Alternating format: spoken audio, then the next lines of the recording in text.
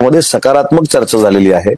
माननीय एकनाथ शिंदे साहेबांनी जी भूमिका घेतली सांगितलेली आहे त्याचा जो निर्णय घ्यायचा आहे तो नरेंद्र मोदी साहेबांनी, अमित शहा साहेबांनी आणि नड्डा साहेबांनी घ्यायचा आहे. तो जो काही निर्णय घेतील त्याला आम्ही समर्थन करणार आहोत. शिवसेना अशी आमची भूमिका आहे. आम्हाला किती जागा मंत्रिमंडळामध्ये पाहिजेत हे देखील अमित शहा साहेबांना, शिंदे साहेबांनी सांगितलेलं आहे. त्याच्यावर सकारात्मक चर्चा होऊन नक्की मार्ग निघेल ही आम्हाला खात्री आहे आणि लवकरात लवकर सरकार स्थापन होईल हे देखील मला माहिती आहे. परंतु 2004 पासूनचा जर आपण आढावा घेतला तर 2004 ला देखील 15 ते 20 दिवस सरकार स्थापन व्हायला लागले होते. 2009 ला देखील लागले होते. 2014 ला देखील लागले होते. 2019 ला फारच लागले, 1.5 महिना लागला. तो का लागला आपल्या सगळ्यांना माहिती आहे. पण त्याच्यावर कोण चर्चा करत नाही, त्याच्यावर कोण पत्रकार परिषद घेत नाही. मग सांगावं ना, 2019 ला 36 दिवस जे लागले ते कशामुळे लागले? त्यावेळी सुद्धा शिवसेना भाजपची थम्पिंग मेजॉरिटी आलेली होती. त्यावेळी असं काय चित्र निर्माण झालं की पूर्वीच्या लोकांना उबाठा घेऊन काँग्रेस बरोबर जाऊन बसावं लागलं. त्याच्यामुळं आज 5-6 दिवसच झालेले आहेत. जास्त वेळ लागणार नाही. या 2 दिवसामध्ये या सगळ्या गोष्टी निश्चित होतील आणि मंत्रिमंडळाचा स्थापन करण्याचा निर्णय होईल. सर, तुम्ही आता प्रेस कॉन्फरन्सचा उल्लेख केला. संजय राऊतांची प्रेस कॉन्फरन्स सकाळच्या वेळेला होते आणि त्यांनी त्यांच्या प्रसारमाध्यमांशी बोलताना असं म्हटलं आहे की एकनाथ शिंदे यांचं मानसिक आणि शारीरिक संतुलन जे आहे ते बिघडलेलं आहे. मला असं वाटतं की एवढ्या खालच्या पातळीवर जाऊन टीका करणं फार अयोग्य आहे. प्रत्येकाची वेळ येत असते हे प्रत्येकानं समजून घेतलं पाहिजे. एका माणसाला तुम्ही किती त्रास देणार आहात टीका करून, हा देखील एक प्रश्न आता महाराष्ट्राच्या जनतेसमोर उभा राहिलेला आहे.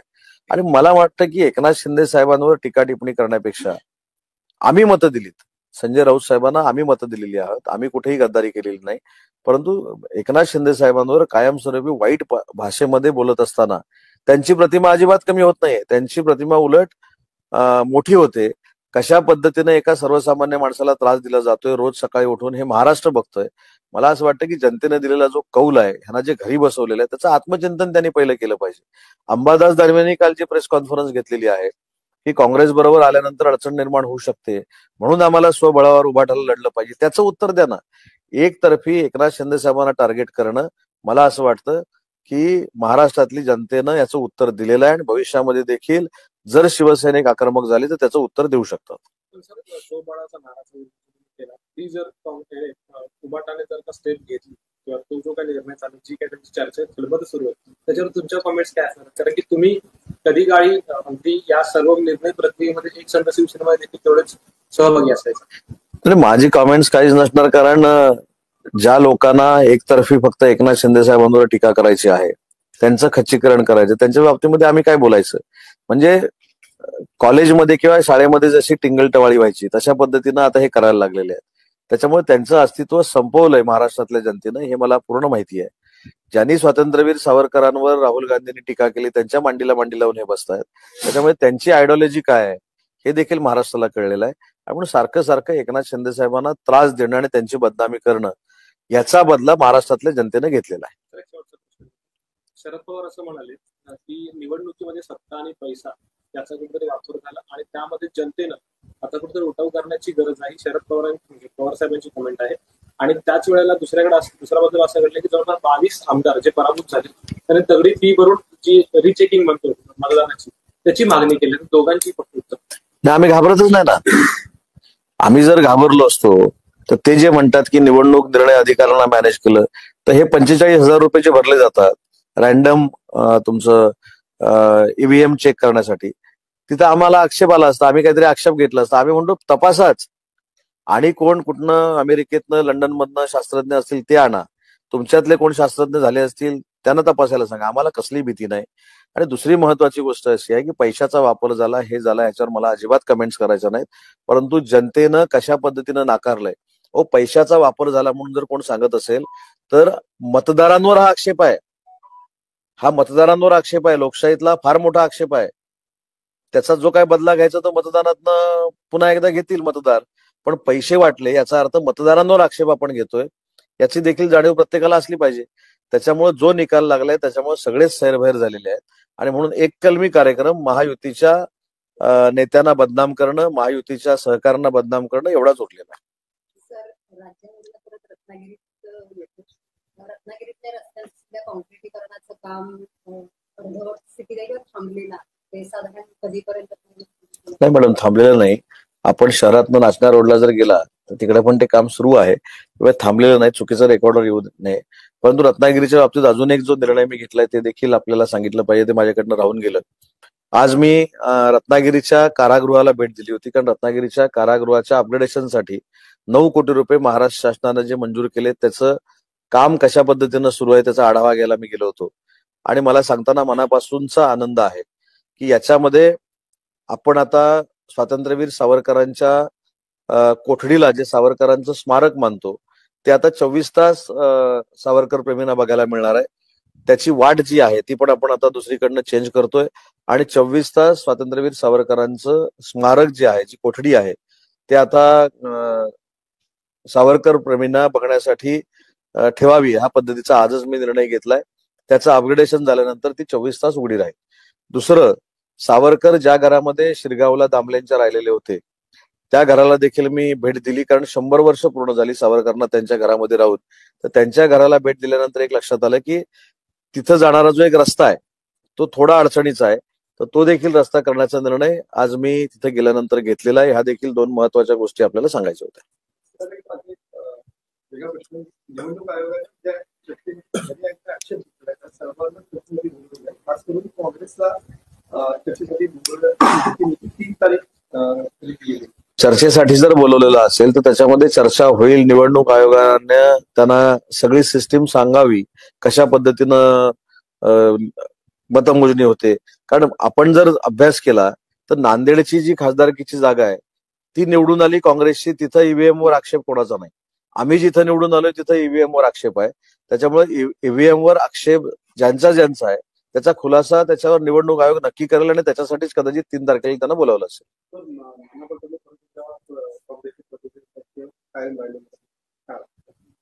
कायम चेंज झालेलं तो काँग्रेसचा प्रश्न आहे ना. नाना पटोले साहेब माझे अतिशय जवळचे मित्र आहेत, पण नाना पटोले जसं तिथं कायम राहिले तिथं आमदारकीवर देखील कायम राहताना त्यांना फार झटापट करावी लागली. पोस्टल मतामध्ये ते निवडून आले. माझी त्यांना मित्र म्हणून विनंती आहे की ज्या पद्धतीनं ते एकनाथ शिंदे साहेबांवर टीका टिप्पणी त्यांचे जे सहकारी करतायत त्यांना कुठेतरी त्यांनी आवर घातला पाहिजे. आणि जे मतदान महाराष्ट्राच्या जनतेनं त्यांच्या पारड्यात टाकलंय ते एवढं कमी का टाकलंय ह्याचं आत्मचिंतन त्यांनी केलं पाहिजे ना. त्याच्यामुळे ते जर कंटिन्यू राहिले असं तुमचं मत आहे, काँग्रेसने त्यांना कंटिन्यू ठेवलेलं आहे, तर त्यांना शुभेच्छा आहेत. परत आम्हाला चांगले दिवस येतील याची खात्री आहे.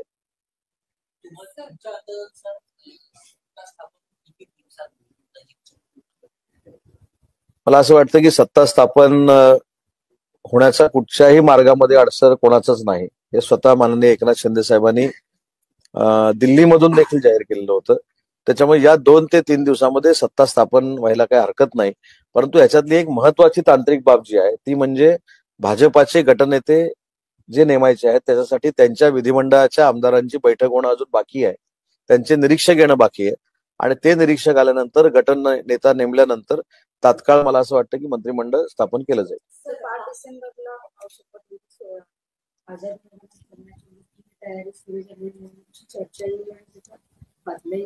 मी आजच सकाळी आझाद मैदानाच्या जवळ आलो, पण असं कुठं काही तयारी बिरी मला बघायला मिळाली नाही. पण तसं आझाद मैदानात करायचं ठरलं तर एका दिवसात तयारी करू.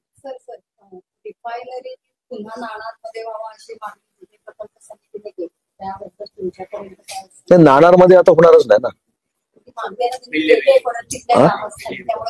बारसू ना. नाही, नाणारमध्ये रिफायनरी होणार नाही हे ऑलरेडी आता फायनल झालेलं आहे. विषय राहिलाय बारसूचा. तो देखील मी अनेक वेळा सांगितलं की बारसूला रिफायनरी करण्याचा शासनाचा मानस अजिबात नव्हता. माननीय तत्कालीन मुख्यमंत्र्यांनी जे केंद्र शासनाला पत्र लिहिलं की बारसूची 13,000 एकर जागा ही रिफायनरीसाठी अतिशय उपयुक्त आहे, त्याच्यावर बेरोजगारी दूर होण्यासाठी प्रकल्प जर आपण आणला तर तो क्रांतिकारी प्रकल्प कोकणासाठी आणि महाराष्ट्रासाठी ठरू शकतो. त्याच्यामुळे पुन्हा एकदा बारसू हे पुढे आलेलं आहे. पण बारसूच्या संदर्भातली भूमिका परवा देखील मी मांडली की तिथल्या स्थानिक लोकांना विश्वासात घेऊन त्यांना जे आवश्यक आहे ते करून दिलं जातं.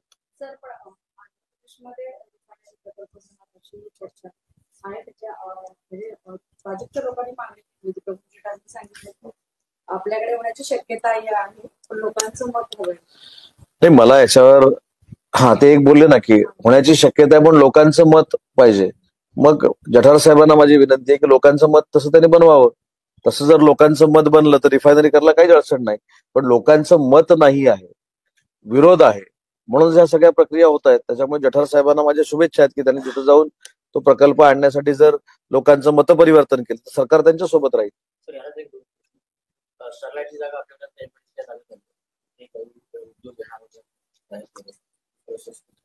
नाही नाही, जाहीर केलं नव्हतं. व्हीआयटी नावाचा सेमीकंडक्टरचा 30,000 मुला मुलींना रोजगार देणारा प्रकल्प हा चंपक मैदानामध्ये स्टरलाइटच्या जागेवर आलेला आहे. त्यांना जागा हँडओव्हर करायची प्रक्रिया सुरू आहे. तरी देखील त्यांनी त्यांचं काम साईड बाय साईड सुरू केलंय. 8 दिवसापूर्वीच्या वर्तमानपत्रामध्ये 500 मुलांना नोकरी देण्याचा जो ते देखील त्यांनी काढलेला आहे. त्याच्यामुळे प्रोसेस सुरू आहे. उपमुख्यमंत्रीपद मिळवण्यासाठी या ठिकाणी एकनाथ शिंदेंनी नकार दिला. आता पुढची भूमिका काय असेल? ते कधीची बातमी नाही. याच्यामध्ये काल मी पक्षाच्या वतीनं पत्रकार परिषद घेऊन सांगितलं की राज्याचे शिवसेनेचे मुख्य नेते एकनाथ शिंदे साहेबांनी सरकारच्या प्रोसेसमध्ये राहावं, सरकारमध्ये मोठ्या पदावर असावं, ही आमची सगळ्यांची इच्छा आहे. आणि ती इच्छा मी असेन, आमचे सर्व सहकारी असतील यांनी एकनाथ शिंदे साहेबांकडे बोलून दाखवलेली आहे. परंतु या सगळ्याचे अधिकार हे एकनाथ शिंदे साहेबांना आहेत. एकनाथ शिंदे साहेब आमच्या मागणीला मान देतील याची मला पूर्ण खात्री आहे.